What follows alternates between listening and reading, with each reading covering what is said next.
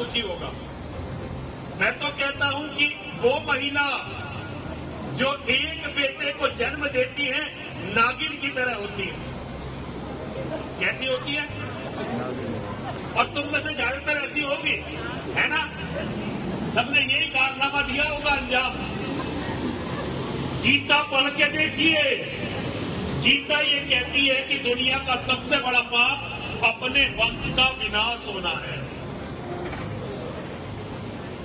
अगर बाबूजी हमारे वंश का विनाश हो गया तो हमारे जितने भी पूर्वज हैं वो सब स्वर्ग से धकेलती है, क्योंकि ये माना जाता है कि किसी के भी वंश का विनाश तब होता है जब उसके सारे पुण्य समाप्त हो जाते हैं।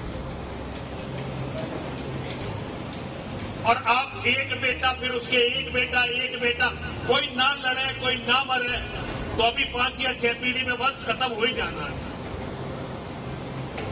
कोई एक्सीडेंट, कोई बीमारी, दुनिया में बहुत सारे झगड़े बगड़े।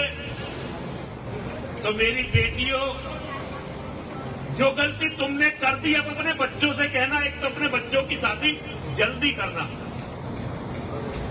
अब आप कहोगे हम तो भगवान का नाम लेने के लिए बैठे थे, ये पता नहीं कौन पाखंडी बैठा दिया, कैसी कैसी बात कर रहा। राजनीति की नहीं, धर्म समझा रहा हूं। हम बाबाओं का काम यही है, हम आपके द्वारा दिए हुई रोटी को खाते हैं।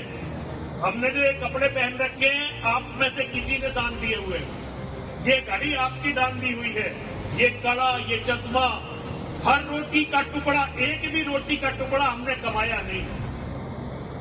आप गली के कुत्ते को रोटी डालने लगो, गली का कुत्ता भी आपका वफादार हो जाएगा। तो हम तो फिर भी मानव हैं।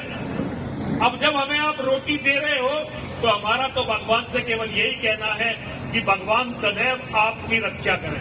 तो मेरी बहनों, मेरी बेटियों, मेरे बच्चों, मैं आजकल अपनी बहनों से, बेटियों से ही कह रहा हूं। आदमियों से तो कहना मैंने छोड़ दिया, तो समझते ही नहीं। तो मैं अपनी बहनों से, बेटियों से, माताओं से यही बात कहते घूम रहा हूं, अपने घर, अपने परिवारों को बचा लो। एक तो अपनी जो जुबान है ना, थोड़ी इस पर काबू रखना सीखो।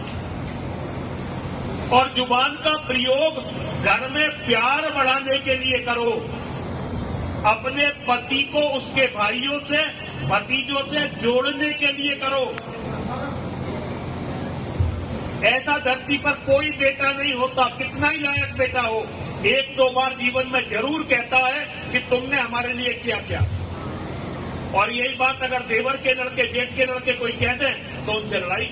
अपने लड़कों की भी तो सब झेलते हो। ये सोचो कि वे भी तुम्हारे बच्चे